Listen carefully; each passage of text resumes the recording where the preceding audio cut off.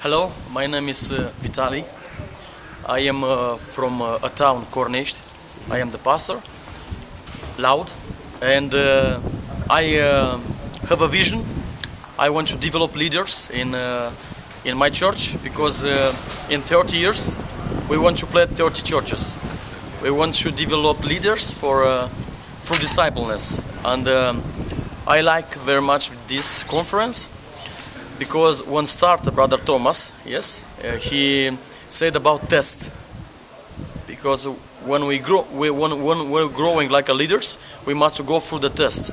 And he helped me very much because first day was a day when I was traveling through Safar, and he helped me very much. Okay. I want to thank you because this team from Equip help us to grow leaders, and I hope that you will see my vision fulfilled.